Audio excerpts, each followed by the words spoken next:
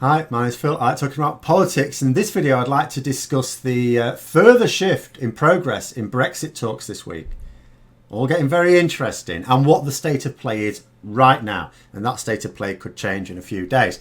But first, if you'd like to be notified of daily news and politics, please subscribe to the channel and click the bell notification icon. So I talked earlier this week about the government compromise on fishing being favourably received by EU officials, not entirely well received by British fishing groups, and also France could be a bit of a sticking point because they've got, you know, French fishing interests that are also uncompromising there.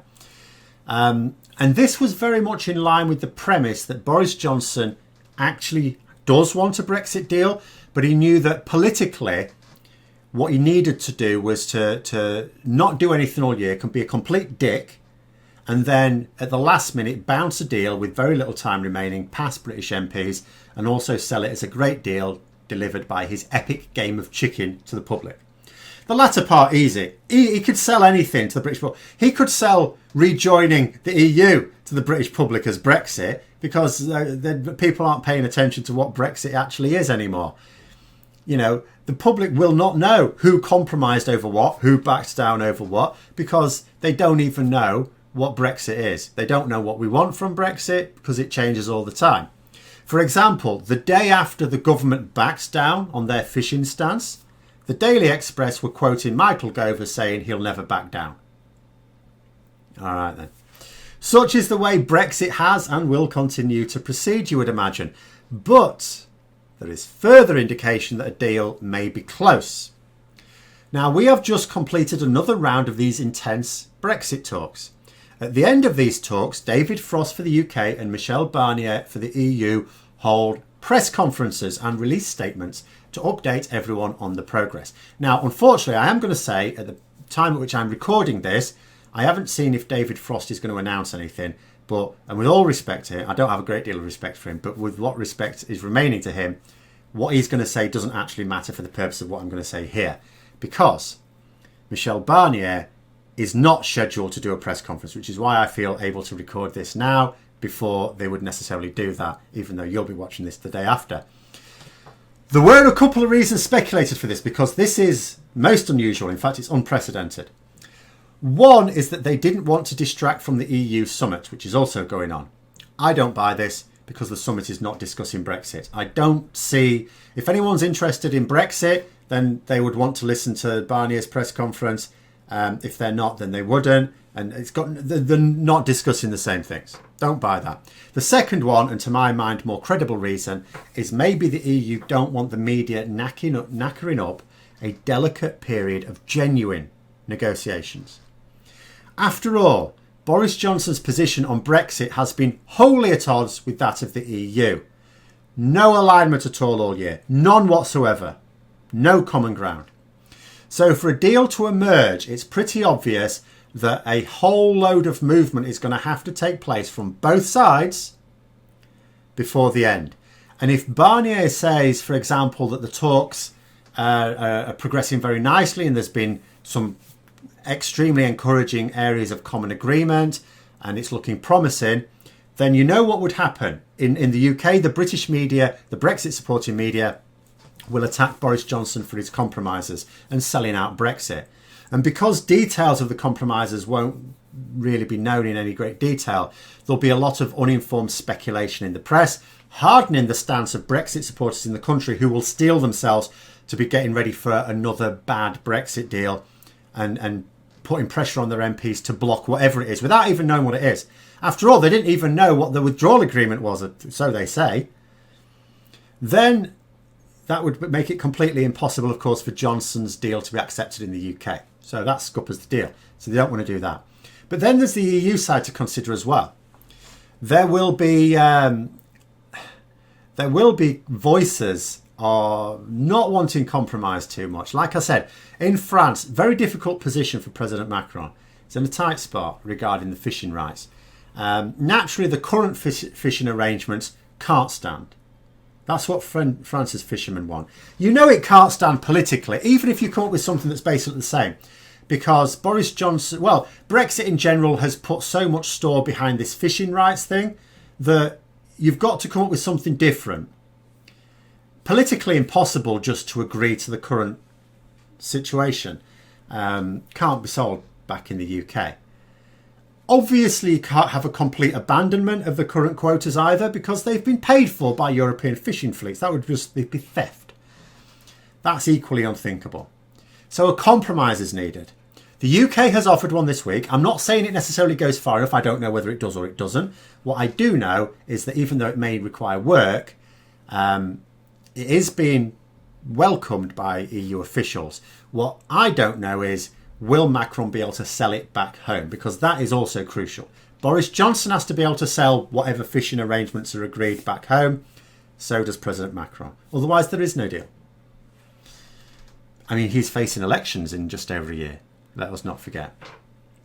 The other interesting news is that Boris Johnson, and this is for me what sort of said, it's all unlocking. He does want a deal, and he's now actually being serious. He's told David Frost to start being serious about the talks, because Boris Johnson, at the point at which I'm recording this tomorrow, but today when you're watching this, is to discuss with the EU Commission President, there's a pronunciation I always get wrong, sorry, people always take me up on it, but Ursula von der Leyen, sorry, that's just how it looks to me. The person who has just written to Boris Johnson to say she's preparing to take him to court, that discussion is taking place later today. Now, this is not a meeting that would be taking place, especially on a Saturday, outside of the normal working week, if the entrenched positions that have existed all year were still in effect. Zero way. They're both going out of their way to hold this meeting.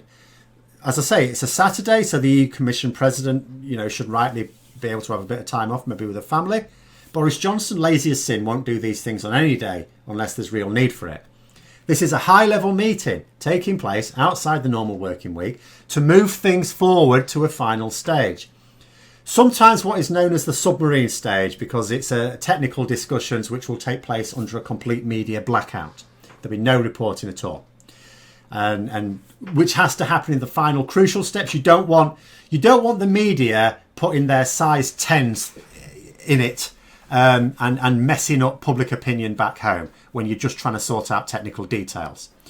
So there are suggestions, however, that we're not going to go into these imminently. Do not expect some announcement that we've agreed the broad basis of a deal and we're just going to spend a couple of weeks finalising it. That's not what's going to happen. Apart from anything else, there is another EU summit mid-October, where, of course, they could use that, if there has been serious progress, to gauge the views of member states, heads of government, EU Council members. Until you gauge those reactions, there is no point in working on final technical details, because is the broad agreement going to be accepted by them?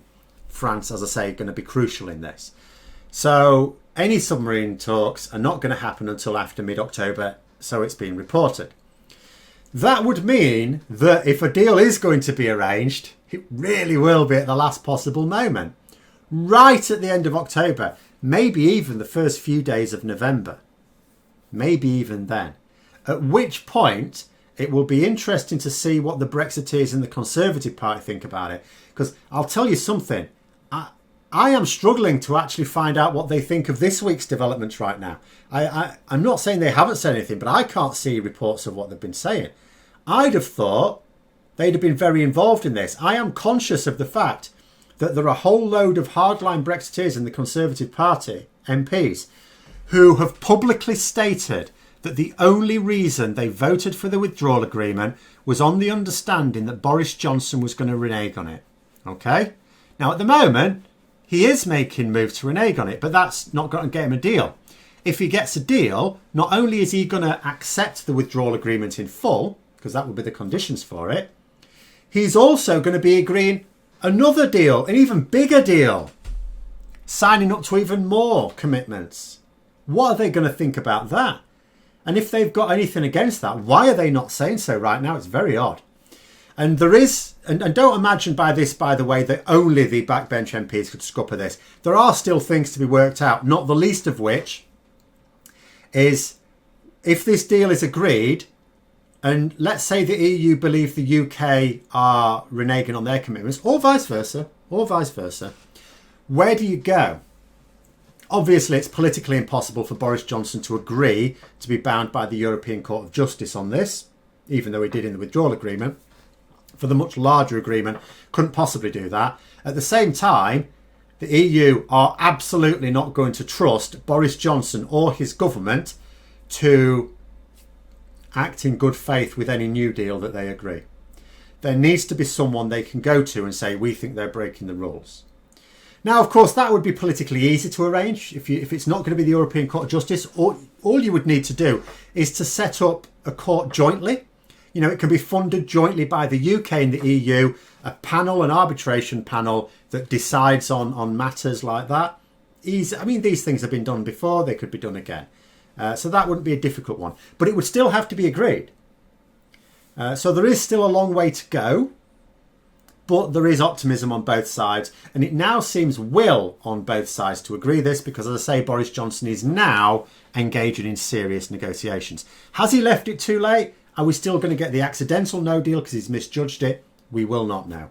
But that is the state of play right now. Hope you found the video interesting. If you did, don't forget to click the like button. If you'd like to support the channel further, please also click the Patreon link for details. And until next time, I'll see you later.